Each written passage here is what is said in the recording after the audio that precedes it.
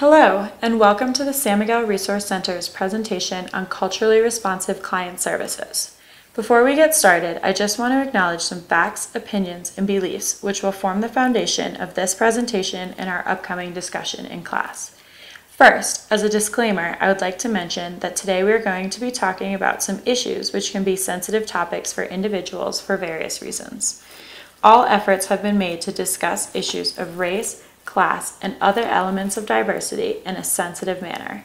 Our goal today is to learn some knowledge and skills to improve the services we as advocates provide to all clients, including those that are different from us. In order to empathize with cultures, beliefs, and experiences of others, we need to take a critical look at our own power, privilege, culture, and stereotypes. Second, I would like to mention some of the basic dynamics of diversity in the area in which the San Miguel Resource Center operates. There are primarily three, what I like to call lines of difference, which we encounter regularly in our service area. These differences are 1. Race or country of origin, which the two most populous groups being white or American and Latino or immigrant. Second is wealth or class, and third is rural versus urban. We estimate that about 30% of the population of Telluride is culturally Latino, meaning they or their families were from Mexico, Central, or South America. Proportionally, our clients match the racial dynamics of our community. Most of our Latina clients speak Spanish as their primary language, and many but not all are undocumented. Most are from or have parents who are from Mexico, Guatemala, or El Salvador, although there is some representation of other countries as well. When we talk about cultural differences and aspects of culture today, it will primarily be this group that I am referring to. This is not to say that other groups are less important, but as this is the primary group we serve, this is where we will spend most of our time. Finally, I would like to take the time to mention that part of today's presentation will discuss generalized aspects of cultural differences. These are different from stereotypes, which we will talk about in class, but it is important to be aware that just because a person identifies with a particular group does not mean that they will strictly adhere to all aspects of that culture.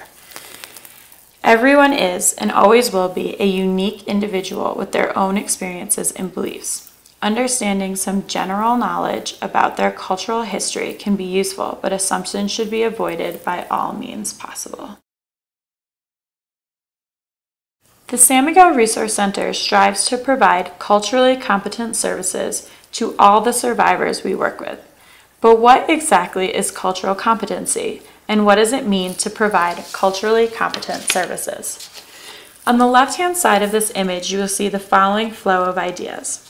Cultural competency embodies knowledge, attitudes, skills, and protocols, allows individual or cultural differences, renders services across cultural lines in an optimal manner. To me, what this flow of ideas is really trying to express is the connection between our thoughts, our language, and our actions. I want to give an example that I think will make this clearer. Before I came to the Resource Center, I was a teacher with Teach for America. One of the things we talked a lot about in my training was truly and authentically believing in our students' abilities to learn and succeed.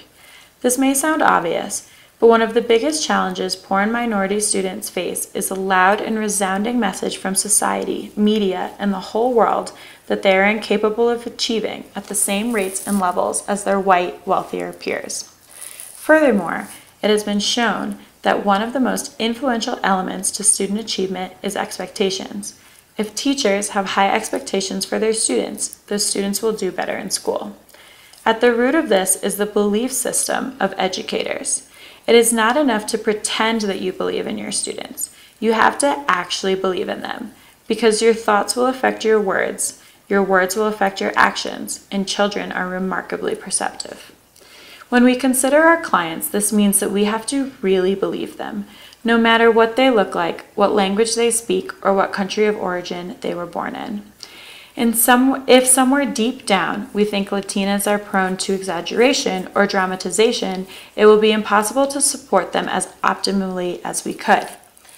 If we think undocumented people are undeserving of our help, we won't do our best to help them. And it's not enough to pretend. We have to really believe it.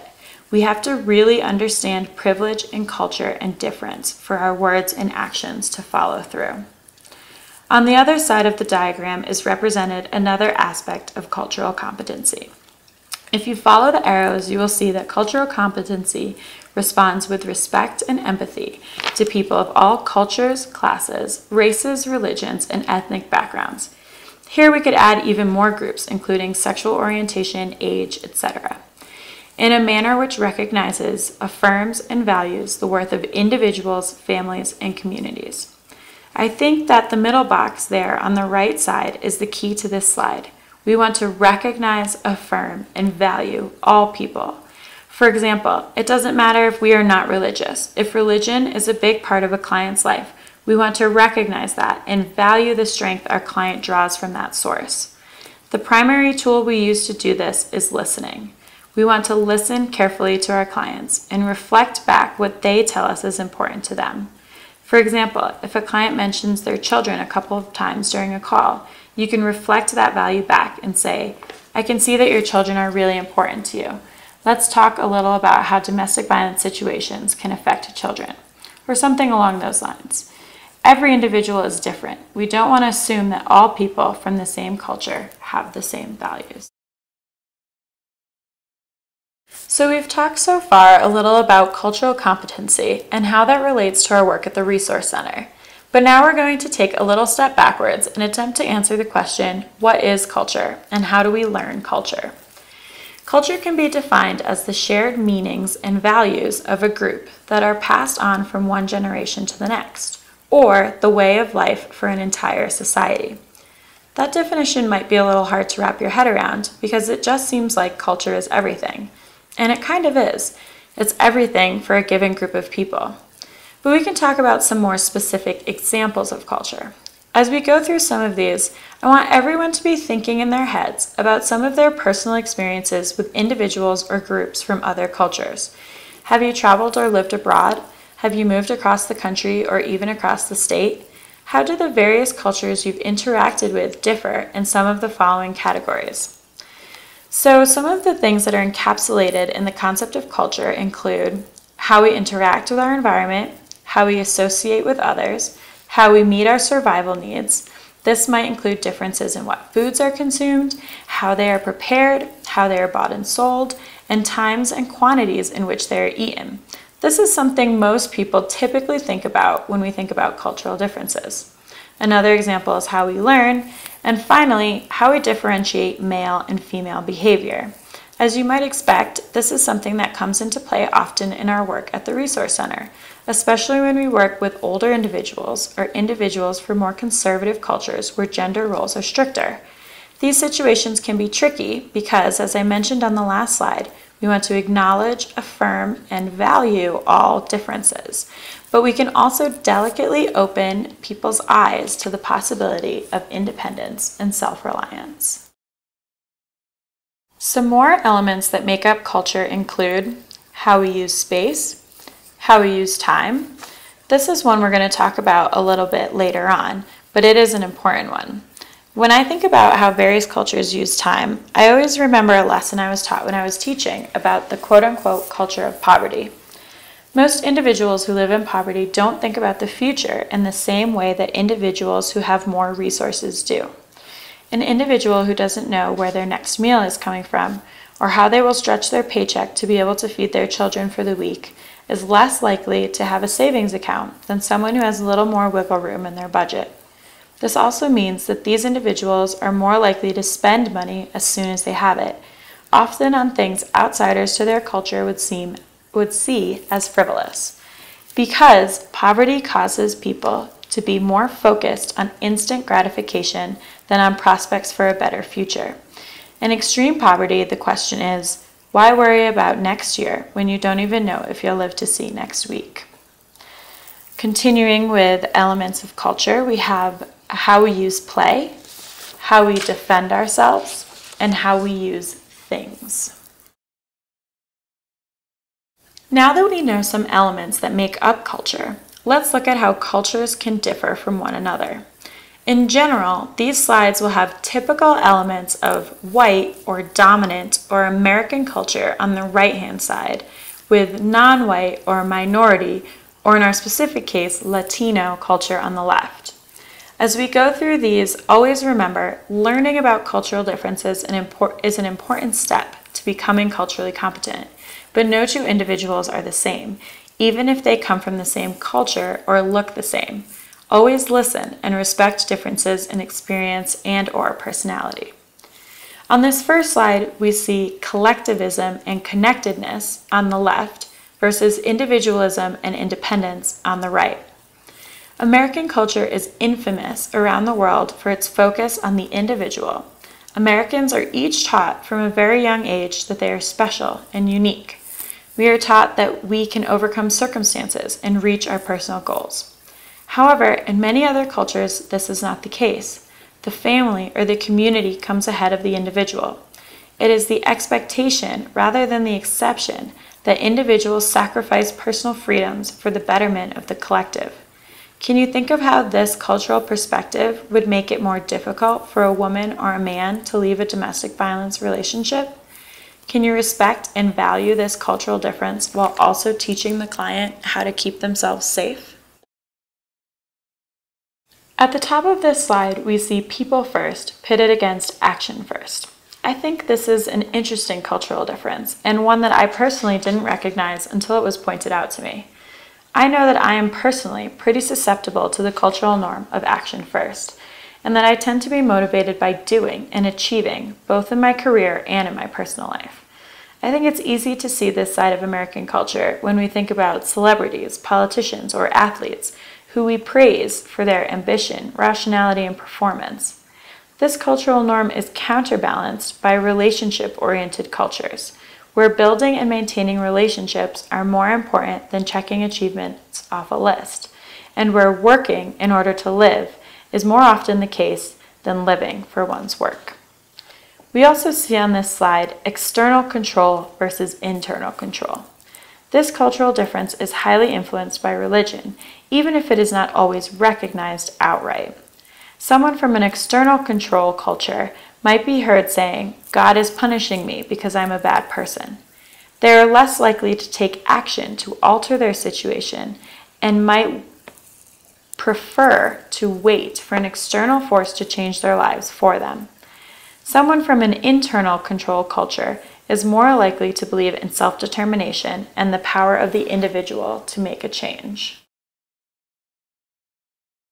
Here we have the expansion of the cultural definitions around the concept of time. We see what is known as circular time is the opposite to what most Americans are accustomed to, which is linear time. Cultures based on circular time may have stronger or more recent connections to agricultural cycles, but as I mentioned earlier, I think many of the characteristics of individuals who fall into the circular time cultural group are very similar to groups who live in poverty, no matter what their country of origin might be. This conception of time leads individuals to be more focused on the present moment, placing less emphasis on planning for the future. They are more tradition-based and tend to, quote, play it safe in order to avoid uncertainty. Again, we can easily imagine how this cultural background would make it more difficult for someone to leave a domestic violence situation. This is our last slide with examples of differences in cultural perspectives. On this slide, we see some information on different communication styles. On the right side is direct communication. This is typically the style of communication that we are familiar with in the United States, where direct honesty is considered important and individual space is valued. Have you ever traveled or experienced how people from other cultures get physically close? The way some Europeans kiss on the cheek when they greet someone, as opposed to the American handshake, which keeps our personal bubbles intact, is one example of this. The opposite of direct communication is indirect communication, seen on the left side of the slide. Individuals from cultures with indirect communication styles might feel that the American way of speaking their mind is rude or tactless. Indirect communicators may beat around the bush or use their body language, facial expressions, or eye contact to convey messages. If I ask a Spanish-speaking client if their partner has threatened them, they might say, He gave me that look, and I knew what it meant. In a U.S. courtroom, this probably wouldn't be considered a significant threat, but it's important to realize that this is an authentic form of communication for them, and the meaning was loud and clear to the victim. Indirect communicators might also take longer to come to trust strangers, like us.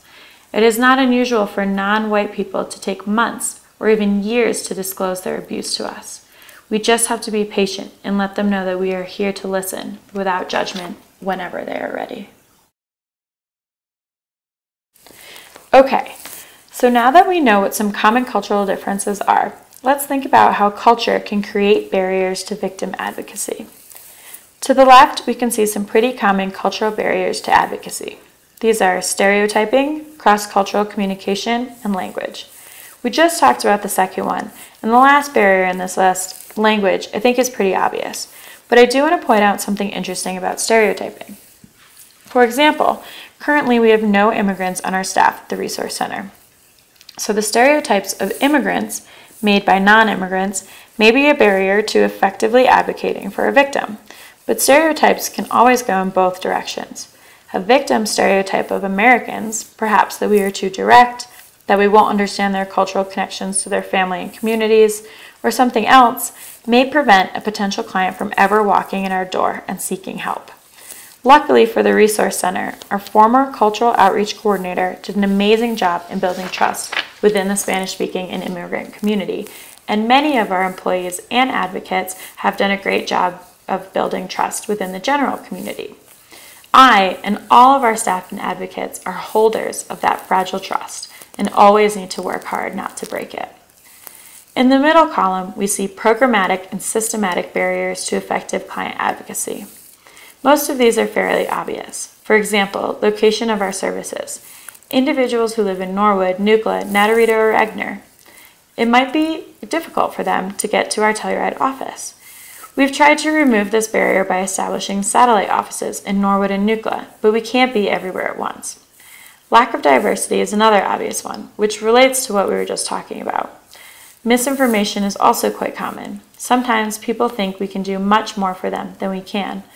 For example, I had a client who thought the Resource Center could force perpetrators to go into treatment for alcohol abuse or anger management, perhaps like the judicial system can. Unfortunately, that is not the case. Finally, on the right side of the screen, I've listed some individual beliefs that victims, particularly those from minority groups, might have which could prevent them from seeking help. These include distrust of the criminal justice system and fear of deportation, which is a real fear, even though we're pretty lucky to live in a place where, for the most part, victims are not regularly deported. Advocates can feel confident telling victims that they can report to the police without fear of deportation.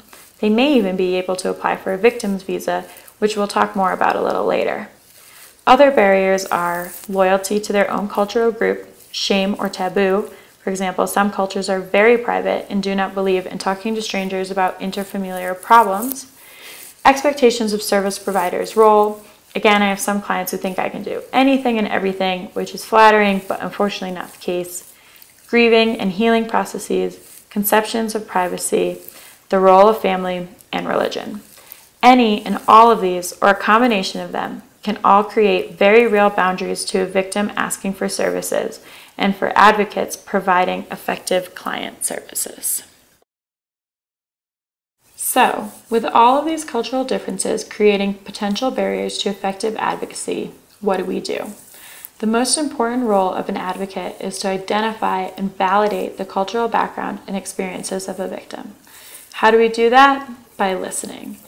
Advocates should pay particularly close attention to the way all clients, no matter what they look like, where they come from, or what language they speak, talk about their family, their community values, gender roles, their migration experiences, their religion, their education and employment backgrounds, their language, and their degree of assimilation in American or dominant culture. Of course, this takes practice. A client doesn't usually walk in and just say, I'm in a domestic violence relationship, but my community values dictate that a woman with young children cannot live on her own, and therefore I cannot leave my boyfriend. Instead, you might hear a woman say, my husband's mother told me that divorce is a sin. From here, you can interpret, okay, Religion and family are probably important to this person.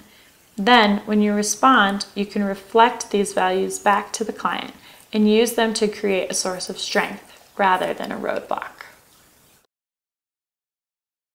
This slide is titled Empowering Immigrant Survivors of Violence. But these are skills that all advocates should strive to use with all clients, no matter if they're immigrants or not.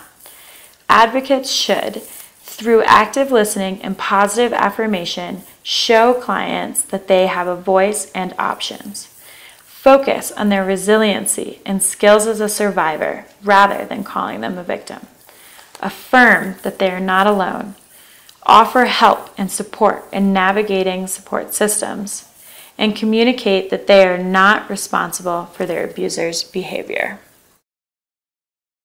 Do's for working with immigrant survivors. And again, although the word immigrant appears in the title of this slide, these are really important skills that we should use with all clients, not just our immigrant clients.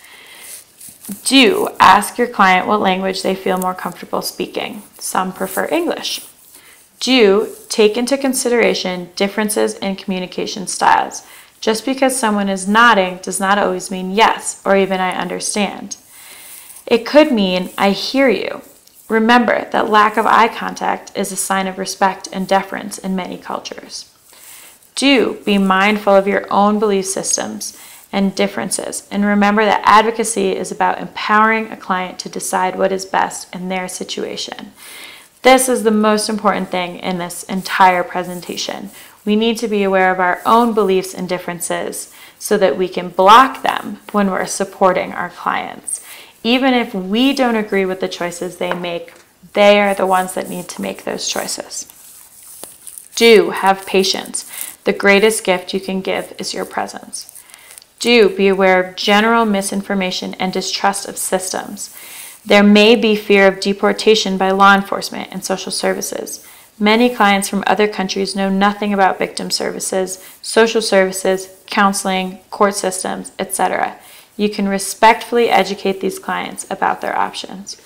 Do be amazed by the creativity, resilience, and survival skills of our immigrant community. And I think that one is really important.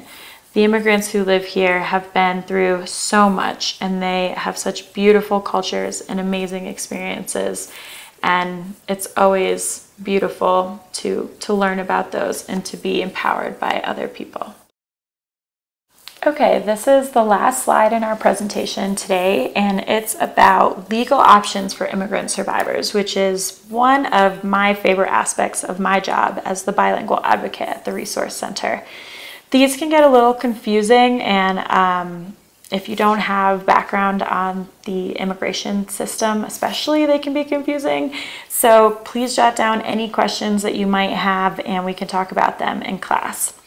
The first option we see on our list is the U visa, and this is the option I most frequently work with people on at the Resource Center. The U visa is for undocumented survivors of a violent crime. And this one, as well as the next one, both give individuals who are accepted a 4-year temporary residence and work authorization with the opportunity to apply for legal permanent residence during that 4th year. Visa holders can obtain a social security number and a driver's license. So the U visa is for, as I said, victims or survivors of violent crime. And domestic violence and sexual assault or abuse can qualify a person for this crime. The tricky thing is the crime must be reported to law enforcement, and a victim must cooperate with the investigation. For immigrants especially, this is a tough decision to make.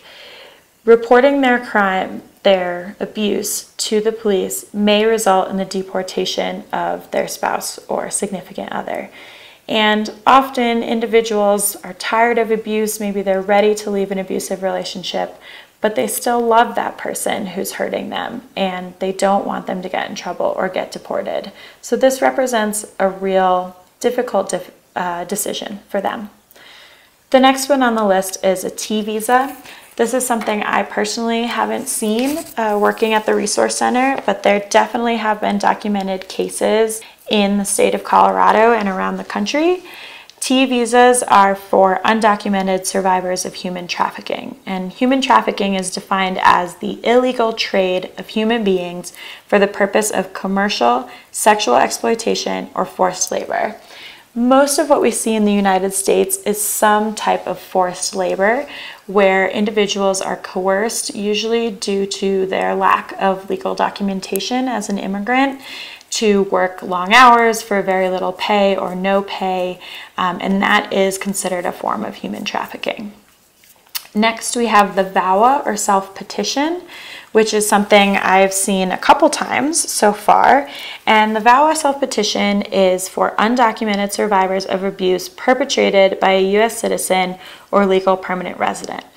Mostly in these instances, what we see is an immigrant woman, typically, who's married to an American citizen or permanent resident, and they are dependent on that citizen or permanent resident to petition for them to get their own immigration documents, permanent residency essentially. But this person they're relying on is abusive physically or emotionally or both. And so it puts the survivor in a difficult situation. On the one hand, they need to or want to stay with their abuser in order to get their immigration documentation in order. But on the other hand, this person is abusing them. And so the VAWA self-petition helps remove some of that stress by allowing a person in that situation to self-petition for their permanent residency based on the fact that their husband typically is abusive. The last one we see here is DACA, which stands for Deferred Action for Childhood Arrivals. Sorry.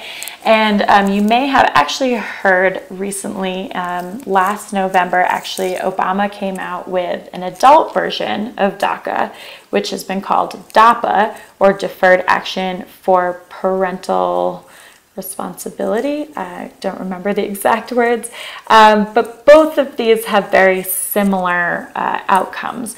They're not actual immigration statuses that are granted, but rather are deferred action, which means individuals are protected from deportation for a period of 3 years, and they are given legal work authorization for those 3 years.